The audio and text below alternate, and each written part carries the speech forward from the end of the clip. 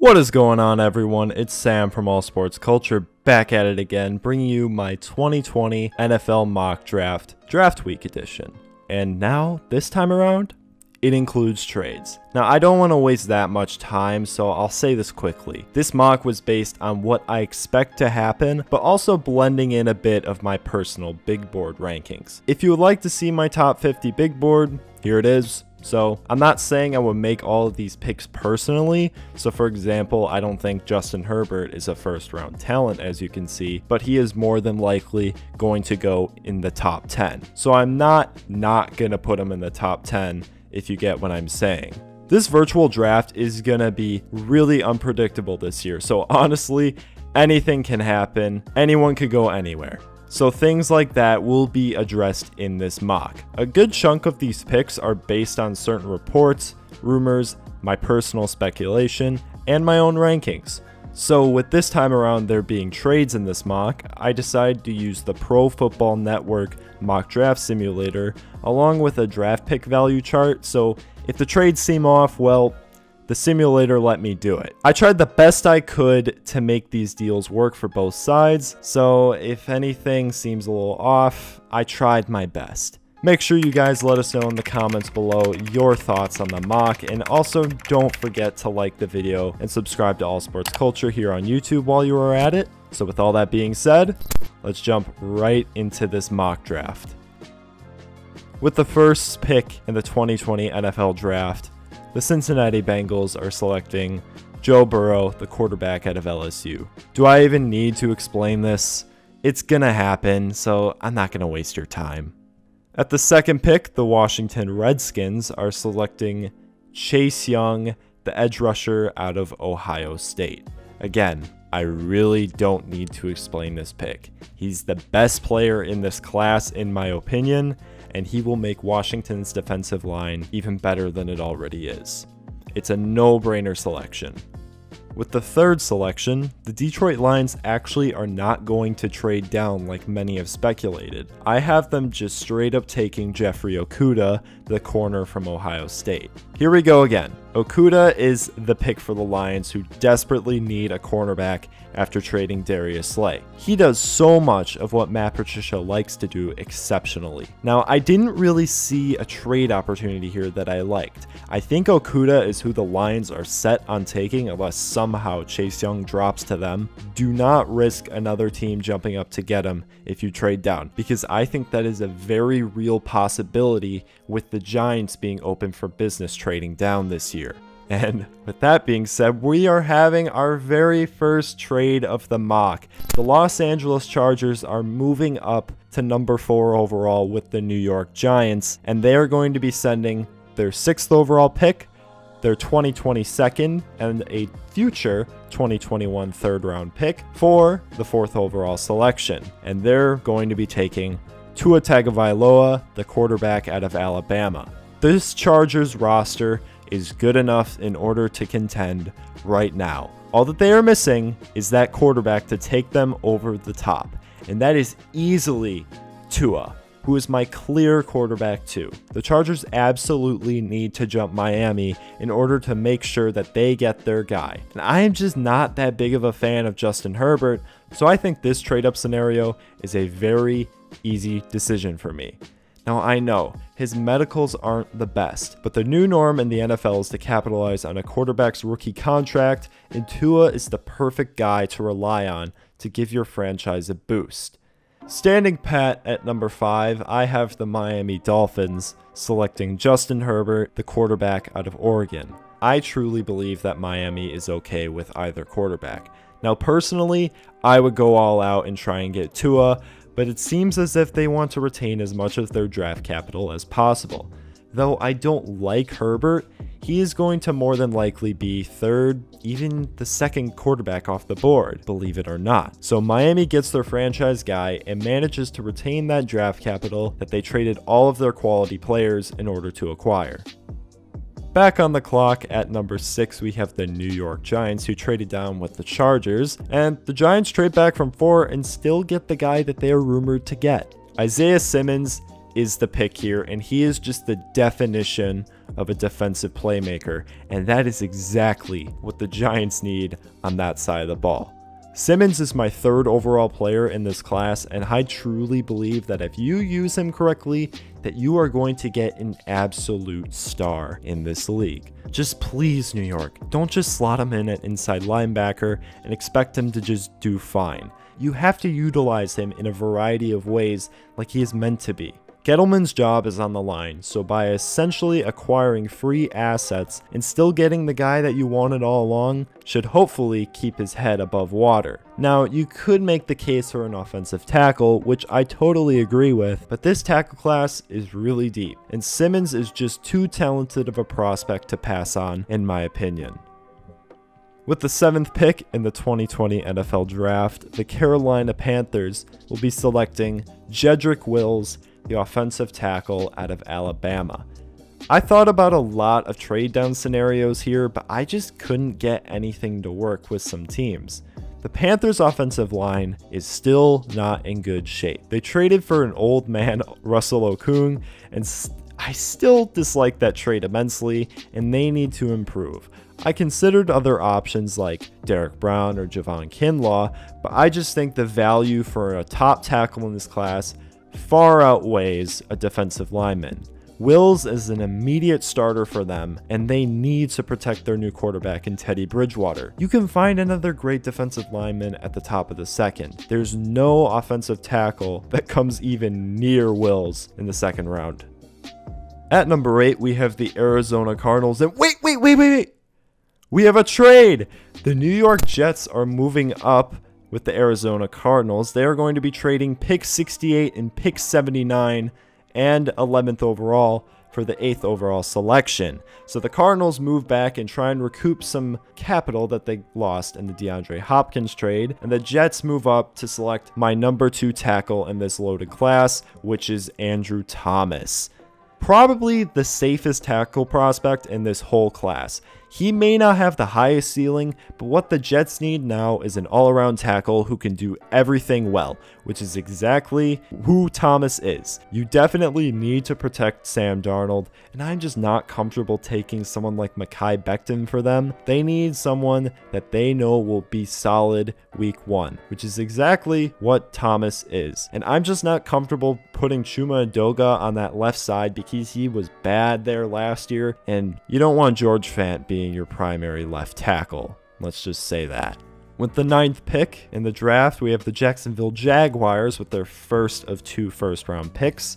They're going to be taking Derek Brown, the defensive lineman from Auburn. Although I do have Kinlaw ranked higher on my big board, I personally like the fit for Derek Brown in Jacksonville more. Now, don't get me wrong. I literally have Kinlaw 10th overall and Brown 11th, so it isn't that much of a difference.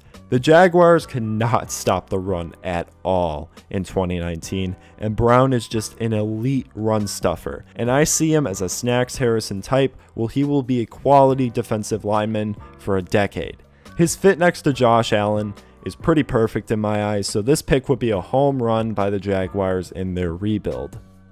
With the 10th pick, the Cleveland Browns are on the board, but I'm having them trade down with none other than the Denver Broncos. The Broncos are going to be sending pick 77, pick 95, and 15th overall for 10th overall in this trade. So they're going to be trading their extra 3rd round picks that they had, and Cleveland will move back 5 spots, and I'll get to that later on why they're doing that. If you saw my last mock, it's going to be Jerry Jeudy, the wide receiver from Alabama. If you looked at my big board earlier, you know I think CeeDee Lamb is a top 5 player in this class. But the fit of Jerry Jeudy in Denver's offense is too perfect to pass on. Pat Shurmur runs a very timing-based offense, and Judy's elite route running and technique will easily make that offense work at such a much more effective rate than theirs did last year. Jeudy complements Courtland Sutton perfectly, and I think that Denver would agree with me. They had multiple thirds, so I utilized them in order to get them the perfect wide receiver for that offense. Back on the clock, it is the Arizona Cardinals, and they're going to be taking the tackle that honestly I thought they would be most interested in at number 8. Tristan Wirfs out of Iowa. This pick was kind of tough for me. They still have two really damn good options here. Javon Kinlaw and Tristan Wirfs. And I think that the value for Wirfs here is just too good to avoid. Wirfs is exactly what they want in their offensive lineman. He is so unbelievably athletic and would be able to open up loads of opportunities for Kyler to roll out and move freely. I love Kinlaw and it just pains me to let him fall, but I just think Wirfs works so well with what they want to do, and that's why I went that direction with this pick. At number 12, we have the Las Vegas Raiders, and this is where CeeDee Lamb, the wide receiver out of Oklahoma, is going to go. Yeah, there's no chance I'm going to let him fall further than this. Like I said earlier, CeeDee is a top 5 player on my big board. I think he has blue chip ability written all over him, and I think he could be a day 1 wide receiver 1 if you need him to be. And well, the Raiders need that. Let's give them a big name to spark some excitement in Vegas, and I mean, he's not just a good name. He is an unbelievable talent. Surprisingly, the San Francisco 49ers are on the clock after trading DeForest Buckner for this pick, and they were just in the Super Bowl, so this is kind of ridiculous, but I'm going to improve their offense. I think taking Kinlaw here is a huge mistake, so I'm making their offense a little more unfair. It's going to be Henry Ruggs, the receiver from Alabama. Hey, let's just add even more speed to the Niners offense. The pick explains itself. Their wide receiver core is a big question mark, and adding Ruggs to that group is just ridiculous. At number 14, the Tampa Bay Buccaneers are going to run this card in, and it's going to be Mekhi Becton, the tackle from Louisville. Mekhi Becton is, simply put, a monster. He makes adult men look like high schoolers. Now, I don't think as highly of Becton as others, but he is still my tackle 4, and I would totally understand why someone would take him as high as in the top 10. I just think he needs a decent amount of work. His technique needs refinement, but he is a powerhouse in the run game, and I think the Bucs will run the ball a lot more this year so that they can take the load off their quarterback a bit more this time around. If you're going to capitalize on Brady's last stand, you have to keep him upright. Becton could easily be the best tackle from this class once it is all said and done, so this pick is pretty easy for the Bucs to make, who need to beef up that O-line. The Cleveland Browns are on the clock at number 15, and I had them trade back because it's rumored that they are really interested in a certain tackle that shouldn't be going as high as it seems that he's going to go. So I'm having them trade back again, and the team that's moving up is the Las Vegas Raiders, who are going to jump the Falcons and Cowboys to get one of the top corners in this class.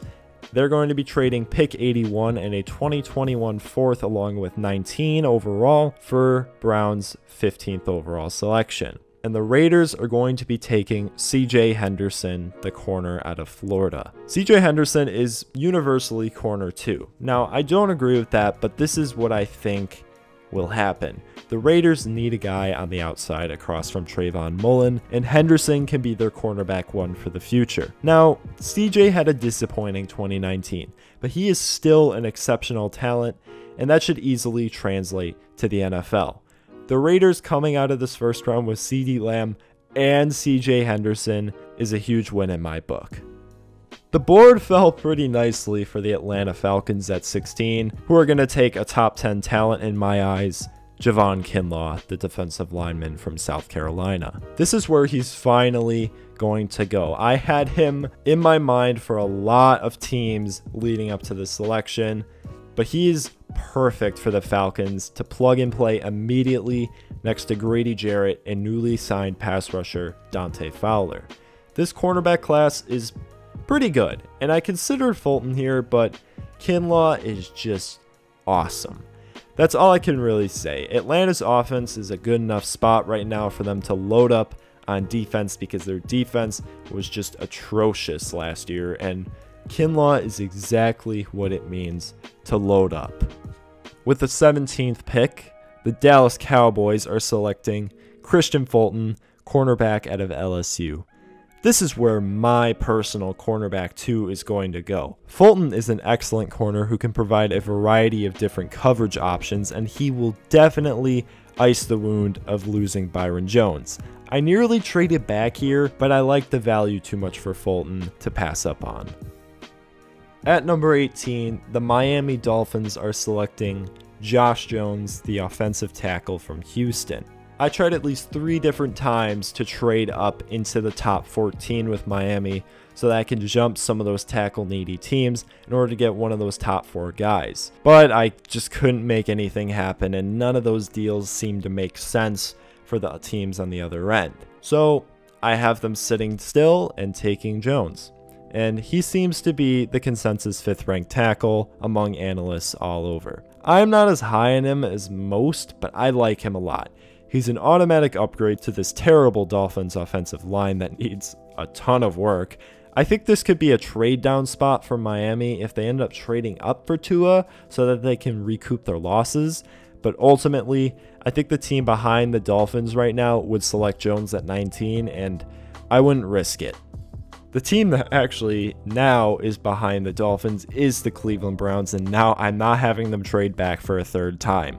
So I have them taking Kenneth Murray, the linebacker out of Oklahoma. You probably thought it was going to be that rumored player, but no, I have them fixing up that linebacker spot because they have some big holes on this roster, and they just added a ton of capital on day 2 in order to get multiple quality starters to get this team into the playoffs as soon as possible. Kenneth Murray and Mack Wilson will sure fill the void that Christian Kirksey and Joe Schobert left as they both departed in free agency. Murray is a speedy, athletic freak who could be a starter immediately for you. Queen has more to work on, but the Browns can't afford that right now. That middle of the defense needs work, so I gave them one of the best options. The Jacksonville Jaguars are on the clock, and I almost had them trade down with the team picking very much later in the 1st round, but I couldn't make anything work, and honestly, I think they want to get their number 1 corner. And surprise, surprise, I have them taking Damon Arnett, the cornerback out of Ohio State. Now, you know how I said cornerback 1? Well, he wasn't a cornerback 1 in college. But man, he played like one. Arnett is the most underrated corner in this draft. He often gets overshadowed by his teammate Jeffrey Okudah for good reason, obviously, but you cannot fool this guy twice in coverage. His technique and abilities in press coverage is just spectacular. Now, his junior year wasn't the best, but man, he is so good. The Jaguars need a guy at corner after the Jalen Ramsey trade, and man, Arnett would be a smart guy with incredible ball skills to throw into that secondary. At number 21, the Philadelphia Eagles are easily going to select Justin Jefferson, the wide receiver from LSU. The Eagles need to pair Carson Wentz with a top wide receiver, and Justin Jefferson does so much of what Wentz needs. When the plays break down and you need to go off schedule, Jefferson will find a way to get open. He fits so well into the mold of what players like Carson Wentz, Aaron Rodgers, and Russell Wilson need in their wide receivers. He would be a great addition to this Philadelphia offense that needs pass catchers desperately. The Minnesota Vikings are on the board at number 22 after trading Stephon Diggs for this selection from the Bills, and I can't believe I let this guy fall. I am so much higher on Kayvon Chaisson than most, but having him go to Minnesota across from Danielle Hunter is just ridiculous. Now, I have tried to have the Vikings trade up in this mock at least 3 times already, but I just couldn't make anything work. And one of the reasons was just because I wanted to get them one of 3 guys: Henry Ruggs, Christian Fulton, and the guy they actually ended up picking. Kayvon Chaisson is ranked number 13 on my big board. I absolutely love his game and upside. You lost Everson Griffin and Stephen Weatherly in free agency, and Ifedi Odenigbo isn't the answer, obviously, and you need to have somebody across from stud pass rusher Danielle Hunter in order to make this defense work at its fullest potential. So, why not bring in one of the best defensive players in this class with exceptional talent? Chaisson and Hunter is just deadly, and all Minnesota needs to do is shore up that secondary, which will happen, and I can promise you that. The New England Patriots are on the clock at number 23 overall, and they traded their second round pick for Mohamed Sanu, who did not work out for the value that they traded for him. So they need to recoup some draft assets, and this roster is not in good shape. They could go a variety of directions with this pick, and I wouldn't be surprised if it was any position. So I have them trading down and trying to improve that roster as much as they can. So I don't have them taking a quarterback. I think they're going to ride with Jared Stidham, but the team that's trading up will be taking a quarterback. The Indianapolis Colts are going to trade up with the New England Patriots. They are trading pick 34, 44 for the 24th overall selection and the Patriots 2025th. And they're going to be taking, you guessed it, Jordan Love, the quarterback from Utah State.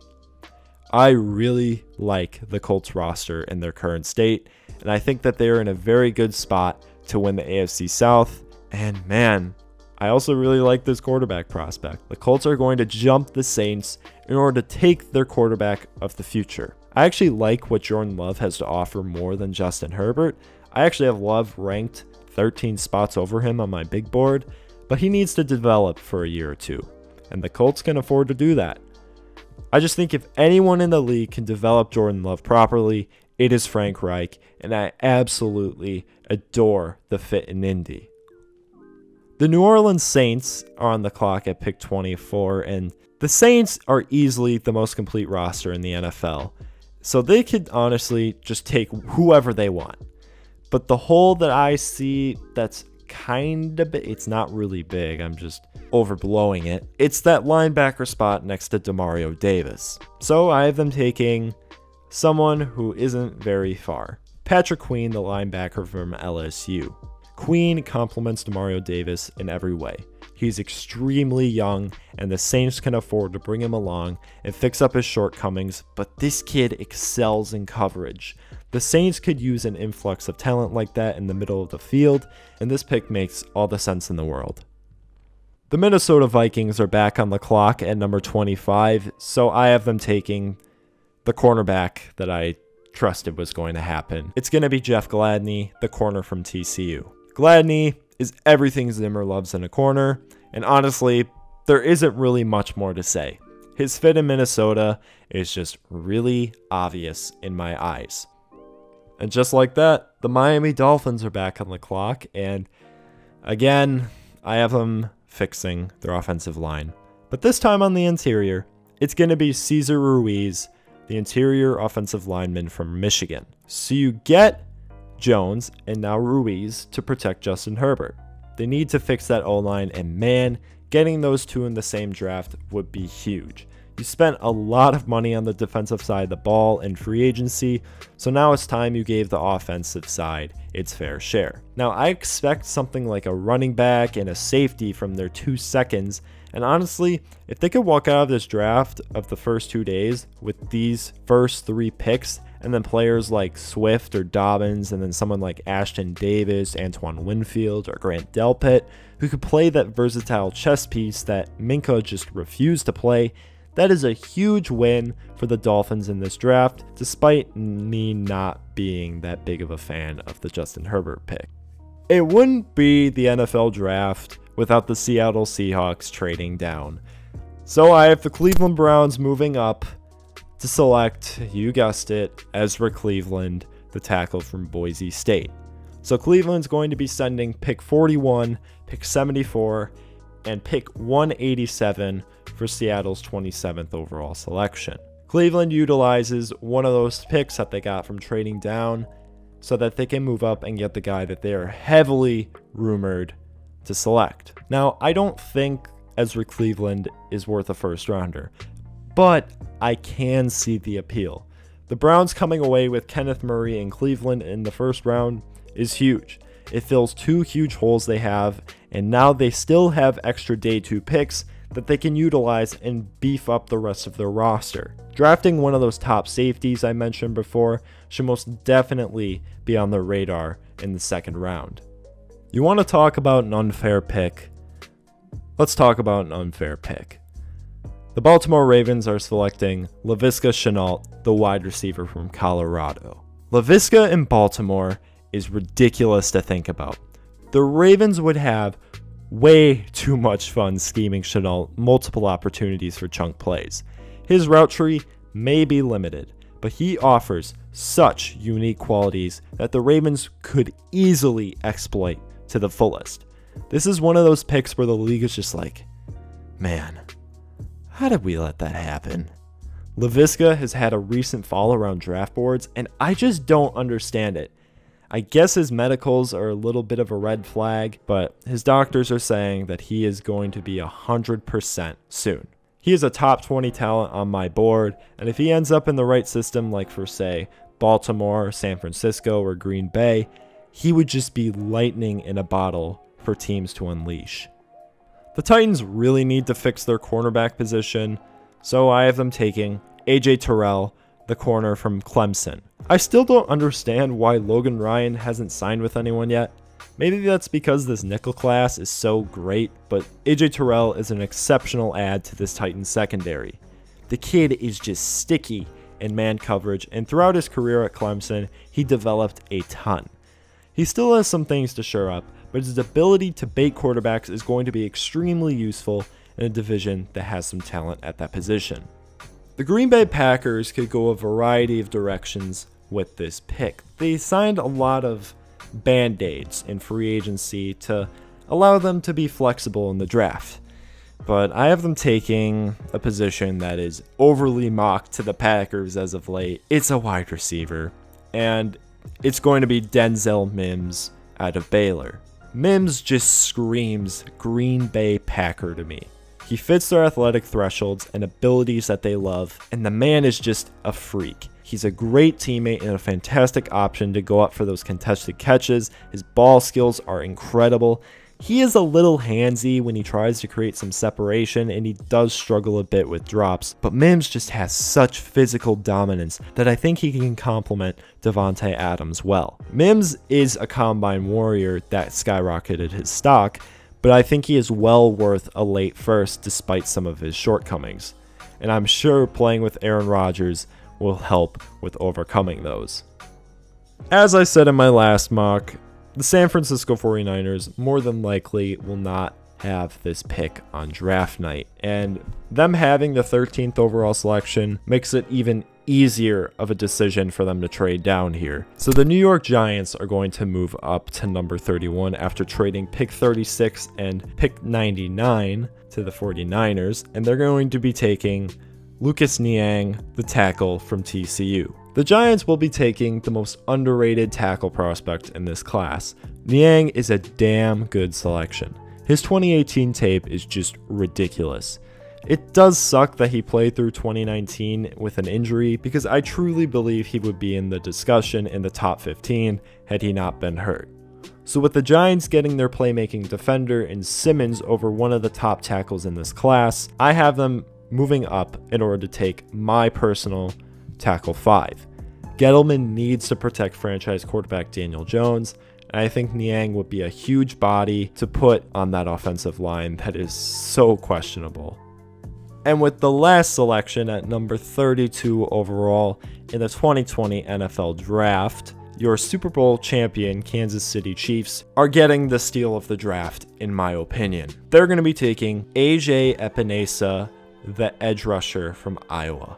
Now, for all you fantasy fans, I really wanted to give the Chiefs DeAndre Swift here in order to make their offense just more unstoppable than it already is.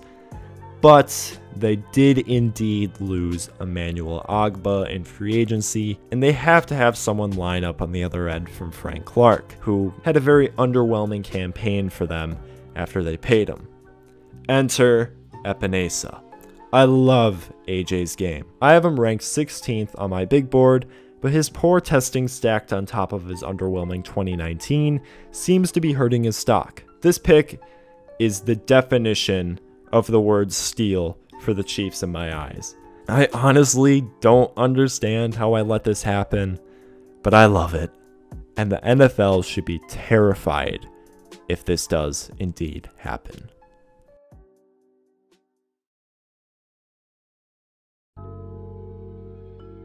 Thank you all for watching this 2020 NFL mock draft. I really hope you all enjoyed this content as much as I had making it. Now, I am going to be a part of ASC's new podcast titled Highlighted this week. Kurt and I are going to be going over the NFL draft, so make sure you guys check out the pod on Spotify, Apple Podcasts, or here on YouTube. We're going to be having an episode dropping right on Friday morning, recapping the first round of the draft, and then we'll be having another episode releasing after the entire draft is all said and done, so be sure you guys check those out.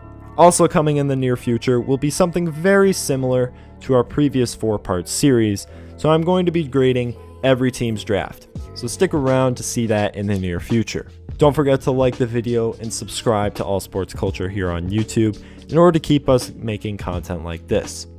Be sure to follow us at All Sports Culture on Instagram as well. Thank you all again for watching this final mock draft before the NFL draft tomorrow. It means a lot to us here at ASC, who are working hard to bring you guys the best interactive sports media you can get. I've been Sam from All Sports Culture, and I will see you in the next one.